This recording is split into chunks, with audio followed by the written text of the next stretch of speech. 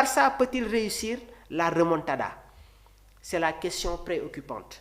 Est-ce que Barça mun na jëli équipe bi nga xamante ne moom mooy Atlético de Madrid? Omar maa ngi lay yónnee déjà benn fiche yow tamit nga am un petit aperçu est-ce que tey jii ni Barça mun na dem jëli équipe bi nga xamante ne mooy l'Atlético de Madrid? Ça va être compliqué. Les Colchoneros au Wanda Metropolitano ñoom ñoo gagné woon sur le score de 4-0. Pensez-vous que le Barça peut revenir ce soir contre l'Atlético de Madrid? En 1946 gis ngeen affiche bi, Séville footballoon na ak Barça à l'aller. Séville moom moo mëne woon moo gagné woon sur un score de 8-0. Barça retour bi mu gagné 1-0. En 1962 Valence Barça 6-2 au retour, 1 but partout. La Real Sociedad face au Barça, match aller 5-1. Au retour, le Barça qui s'impose sur le score de 3-0. En Ligue des Champions, Bayern de Munich FC Barcelone à l'aller. Gisoon nañu match boo xamante ne Bayern moo gagné woon ci aller bi 4-0. Retour bi tamit Bayern gagné waat sur le score de 3-0. Atlético Bilbao Barcelone 4-0, c'était en 2015. Retour, 1 but partout. Fameuse victoire bi nga xamante ne amoon nañ ko en Ligue des Champions. On se rappelle de cette remontada au match aller au Parc des Princes. Paris moo gagné woon sur le score de 4-0. ñu ñëwaat biir Camp Nou en 2017. Barça a gagné sur le score de 6-1. La remontada historique. ñoom Lionel Messi, ñoom Sergio Roberto, de très grands joueurs yi nga xamante ne ñi ngi woon ci équipe boobule di Barça. 2026 l'Atlético de Madrid match aller bi ñoo gagné woon sur le score de 4-0. Est-ce que le FC Barcelone a des chances pour réussir li nga xamante ne nag moom mooy la remontada? Ça va pas être facile. Le match aller au Metropolitano dafa nekkoon un cauchemar pour les Blaugrana. Une défaite nette 4-0. Maintenant, il y a une règle. Pour se qualifier directement, le Barça doit gagner par 5 buts d'écart. Parce qu'un score de 4-0 en faveur du Barça daf leen di yóbbu ci li nga xamante ne moom mooy les prolongations. Léegi nag il y a des obstacles majeurs dans cette rencontre. Il y a déjà l'absence de Robert Lewandowski. Le buteur polonais est officiellement forcé pour ce choc. Donc sans lui nag Hansi Flick dina compter sur une jeunesse ñoom Lamine Yamal, l'efficacité de Rafinha ak Ferran Torres. Toujours sur les obstacles majeurs, il y a la défense de fer de Diego Simeone. Jamono nii nag Atlético de Madrid dañu nekk dans une forme étincelante waaye nag Diego Simeone dafa nekk un maître pour verrouiller un résultat et il dispose de son effectif presque au complet.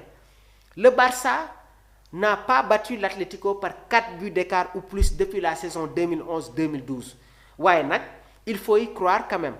Il y a le facteur Camp Nou qui sera plein aujourd'hui et aussi il y a le précédent PSG.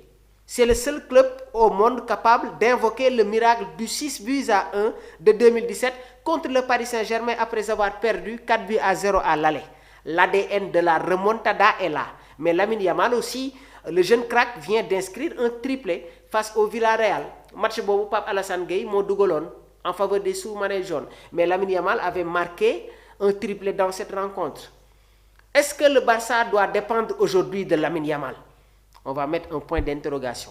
Mais en résumé, lu ma leen mën a wax mooy mathématiquement c'est possible, mais avec un avantage de 4 buts et une défense aussi solide que celle de l'Atlético en 2026, il faudra un alignement de planète exceptionnel. Le Barça va probablement gagner le match, mais est-ce que ça va suffire pour se qualifier? C'est toute la question. Man jàpp naa ne que Barça tey dinañu gagner, mais est-ce que su ñu defee le cumul des deux rencontres ils vont passer?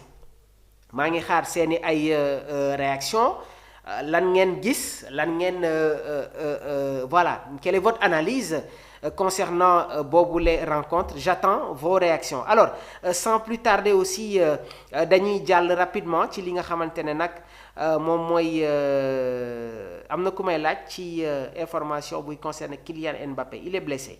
Kylian Mbappé est blessé, donc je pense que du yàgg tuuti rek dinañu am des informations supplémentaires sur la situation du joueur. On va enchaîner un peu sur les échos de la tanière. Sénégal Pérou war nañu jouer le 28 mars au Stade de France, mais dama bëgg ñu delluwaat ci ginnaaw tuuti. Amoon na benn match amical bu amoon diggante Sénégal ak Pérou. C'était le 28 juin 2011 ñaari équipe yi joué woon nañu, mais qu'est-ce qui s'est passé dans cette rencontre-là?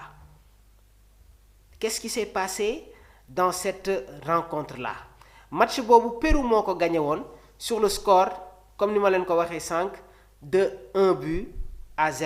Mais ci boobu les rencontres équipe nationale du Sénégal quasiment joueurs yi nga xamante ne ñoom ñoo footballoon c'était pas des joueurs dans la sélection A. Et c'est l'unique rencontre officielle disputée à ce jour entre les deux sélections. ñi ngi ko footballé woon fële nga xamante ne moom mooy ca Estadio Nacional Lima bu Pérou, et Paulo Guerrero avait marqué l'unique but de la rencontre à la 89e minute de jeu. Match boobu nag dafa doon servir de match de préparation au Pérou pour la Copa América 2011.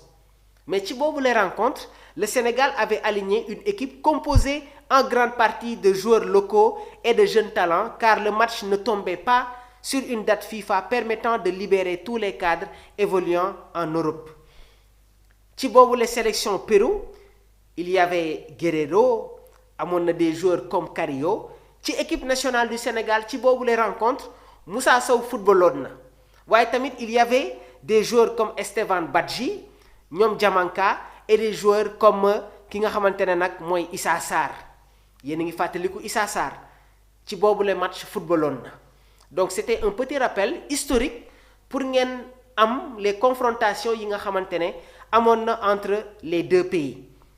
Donc dans ce match-là le 29 juin 2011 ki nga xamante ne nag le 28 le 29 ki nga xamante ne moom mooy Guerrero moom moo nekkoon l'unique buteur dans la rencontre, Paulo Guerrero. Il avait marqué son but à la 89e minute de jeu. L'ancien attaquant du Bayern Munich, un renard de surface qui a eu à évoluer au niveau du championnat brésilien. Donc daf siy baax tuuti ñu def li nga xamante ne moom mooy un petit rappel concernant tamit yooyu les rencontres. Am na question bi nga xamante ne posé naa ko sànq, mooy face à l'armada offensive de nations comme la France avec Kylian Mbappé, Michael Olise, ou la Norvège, Erling Haaland, Sorloth, quels sont les atouts du Sénégal pour résister lors de la prochaine Coupe du Monde? Gars yi maa ngi xaar seen ay réaction concernant question bi nga xamante ne posé naa ko war ko bokk tamit ak yéen. Ñun nag dinañ si indi li nga xamante ne moom mooy suñu analyse, waaye ça va être des analyses tactiques. Te am na lenn loo xamante ne il faut que ñu nangul ko tamit yeneen équipe yi, parce que gars yi la France a une armada multidimensionnelle. Bëgg naa ñu ñëw tuuti sur les qualités de la France, les qualités de la Norvège, leurs faiblesses, les qualités de l'équipe nationale du Sénégal, waaye ban manière moom la ñu war a aborder yooyu les rencontres. On va être rapidement dans la phase de projection, parce que gars yi soo leen demee consulter les plateformes sportives yu France yu Norvège, ñoom déjà ñi ngi ci coupe du monde bi de, en dehors de leur plateau concernant seen championnat, mais ñi ngi waxtaan déjà sur la coupe du monde. Et nag France bu 2025